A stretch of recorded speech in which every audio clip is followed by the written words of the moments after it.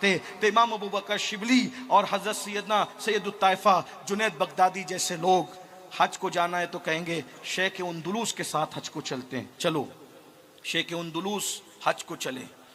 500 सिर्फ ओलमा थे। ओलमा कितने? 500। जिसके साथ 500 ओलमा हज को जाएं, अवाम कितनी रही होगी? सब गए।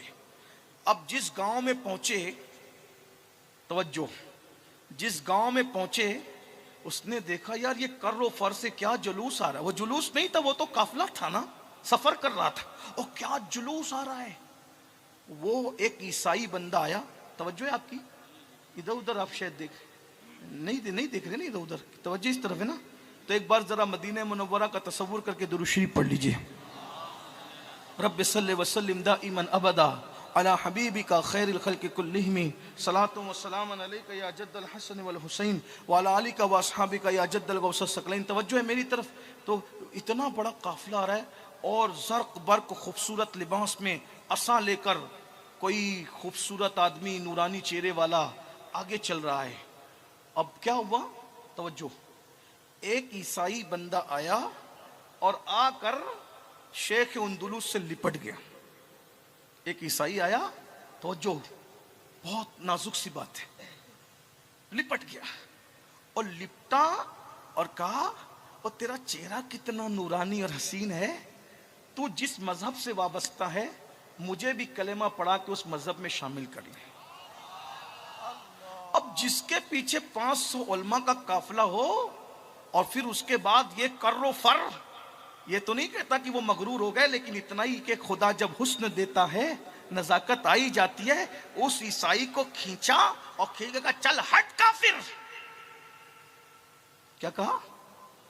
चल हट काफिर। वो उधर गिरा, उठा, उसका सीना अल्लाह ने खोल दिया था। वो गया और किसी अल्लाह वाले के हाथ पे मुसलमान हुआ और उसी वक्त अल्लाह ने उसको मकाम विलायत पर पहुंचा दिया।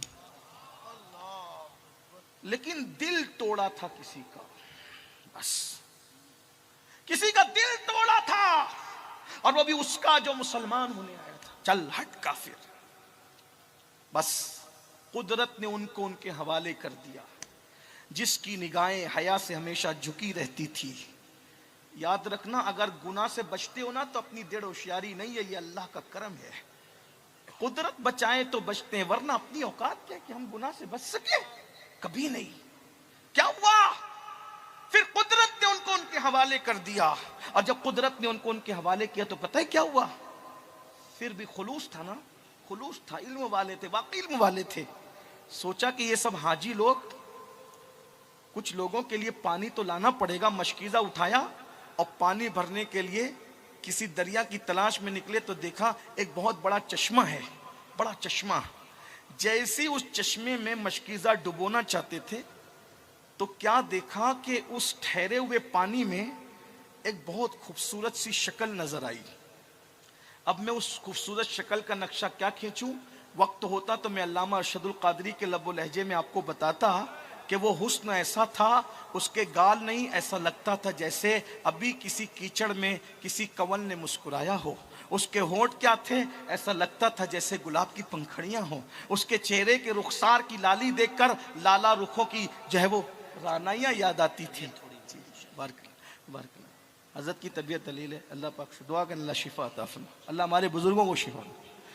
ये उसके हुस्न का आलम था, ये उसके जमाल का आलम था। फिर क्या हुआ? फिर ये हुआ, अल्लाह अकबर, जैसे ठहरे हुए पानी में किसी की शक्ल देखी, पलटे पलटे और जब उस हुस्न को देखा तो देखते रह गए।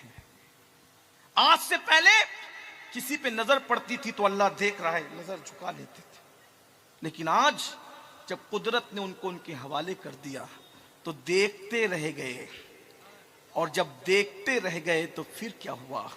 अल्लाह अकबर, ए लड़की तू कितनी खूबसूरत है, क्या तू मेरे साथ शादी करेगी? कहा मैं तो ये जो गिरजा का जो रहनुमा है ना, ईसाइयों का जो बड़ा पादरी है, मैं उसकी बेटी हूं, राहिब की बेटी हूं। मेरे अब्बा से पूछो। और जब अब्बा से पूछने के लिए वो गए तो उस राहिब ने कहा मैं अपनी बेटी से पूछता हूं अगर मेरी बेटी इजाजत दे तो मैं तुम्हारे साथ निकाह कर दूंगा। पता है फिर क्या हुआ?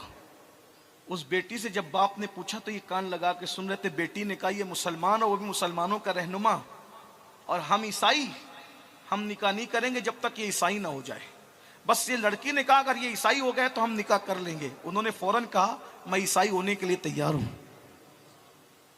गौर कर रहे हैं, ईमान छीनने का मामला, सिर्फ किसी का दिल तोड़ा था, किसी का, मैं ईसाई होने माज़अल्लाह तैयार हूं। और उसके बाद लड़की ने कहा अभी तो कह रहे हो और निकाह करने के बाद मेरे हुस्न और मेरे जमाल को चूस लोगे और भौरों की तरह भाग गए तो? ऐसे नहीं, मैं 1 साल तक चेक करूंगी कि तुम वाकई मुझसे मोहब्बत करते हो। तो कहा फिर? कहा मैं सूअर चराने जाती हूं, मेरे सूअर चराने के लिए मेरे साथ चलना पड़ेगा। उसी वक्त आसा लेकर के चले और कभी टेक लगाकर जिस आसा को हदीस का दर्स देते थे उसी आसा से सूअर चराना शुरू किया। लोगों की जब आंख खुली तो लोगों ने कहा भाई शेख अंदुलुस किधर है?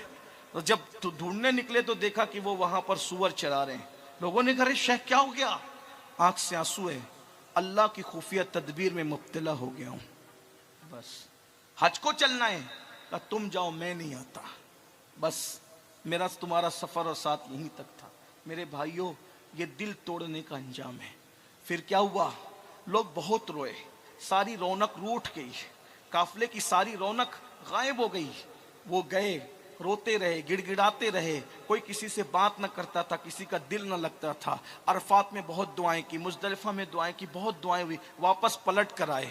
जब वापस पलट कर आए तो फिर देखा शेख उसी तरीके से खिंजीर चरा रहे हैं, सुअर चरा रहे हैं। और सुअर के छोटे छोटे बच्चे जब चलने से बैठ जाते हैं उनको अपने कंधे पे उठा लेते हैं। और फरमाइएगा फिर क्या हुआ?